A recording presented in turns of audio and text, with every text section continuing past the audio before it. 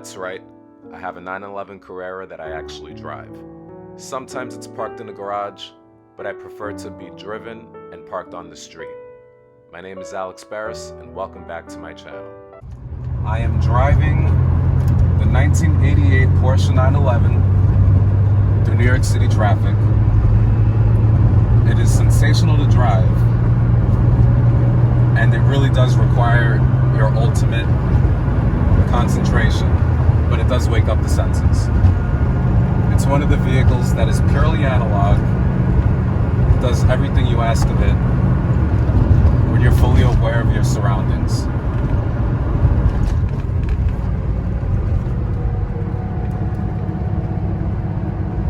So what is it like to drive an air-cooled 911 through Manhattan? It is absolutely amazing. It is fantastic.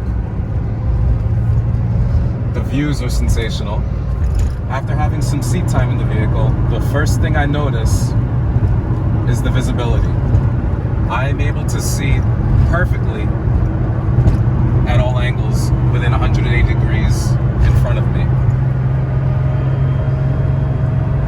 And that is purposefully designed in order to enhance your placement on a racetrack or on any road. Because the duality of the vehicle is built for the track, but you can also drive it on a daily basis and drive it on your way home from work.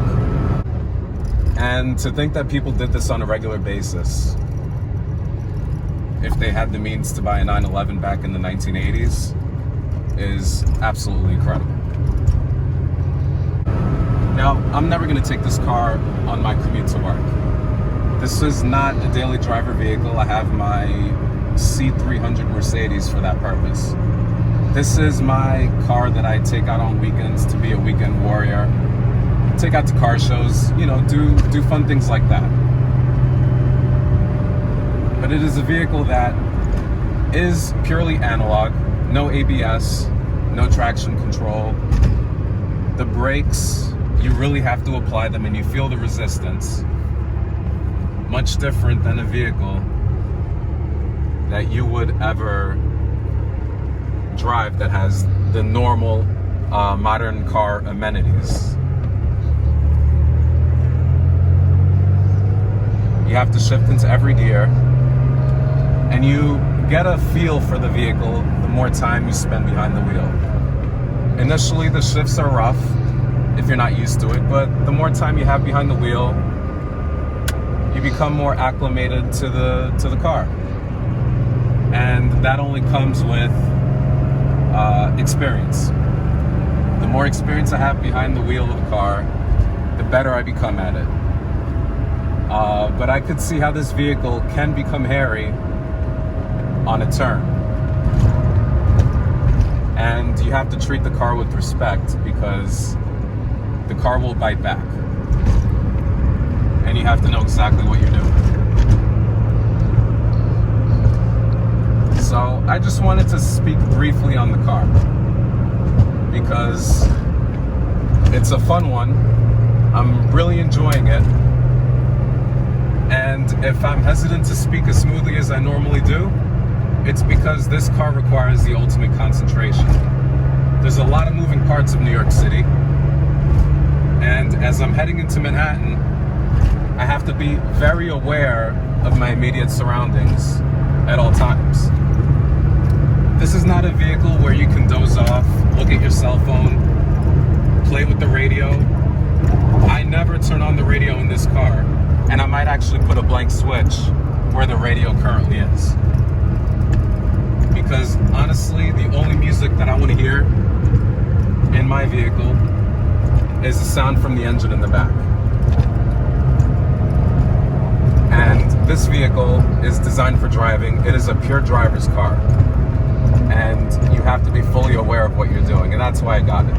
I wanted the go-kart feeling on my weekend adventures. And that's what this car does for me. Right now I'm on FDR Drive with a little bit of traffic, but the car is usable. Albeit I'm really on first and second gear. but the car is capable of daily driver capabilities. And I wonder if there are people who daily drive their air-cooled 911s.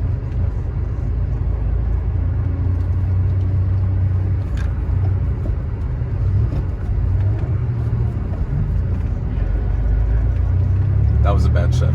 Sometimes I shift into the wrong gear because the long throw of the stick shift lever is a lot different than the short throws on a modern 911. But it's quirky and it's characteristic of what was available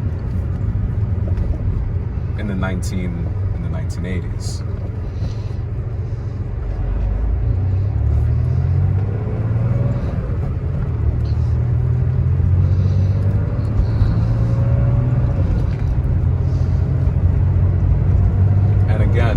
Visibility is one of my favorite things about this car. It reminds me of the time that I drove an Acura NSX and I was mesmerized and blown away by how easily the car could be placed wherever you wanted to position the car on the road. A modern McLaren has that feel, and modern Porsches also have that feel, but a classic 911, the upward rake of the windshield being completely upright is a true character trait of the actual vehicle.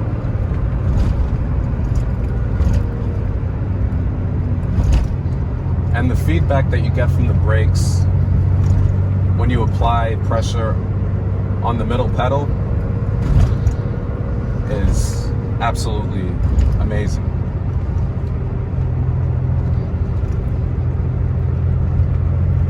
Heel towing in this car is going to be a lot different than what I'm normally used to, especially like on my Cayenne. I had gotten used to that, and it took me months to perfect it on that car because the spacing of the pedals were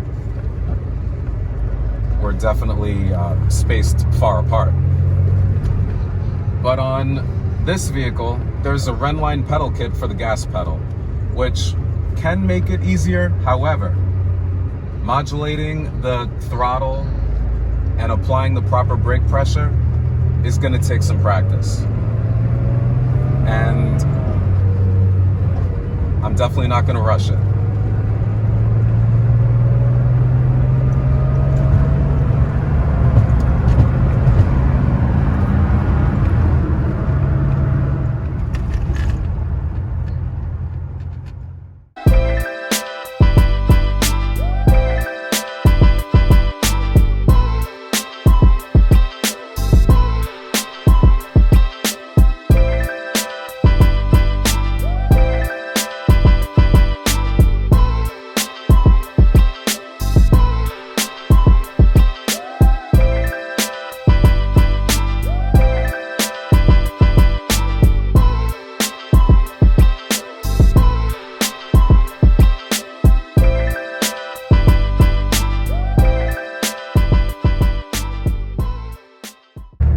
So I'll have a little bit more in-depth coverage, if you will, of my vehicle the more time I spend driving it. And I thank you for watching. Please like, subscribe, comment down below, and I look forward to the next video. Happy driving, and get out there and drive. Have fun.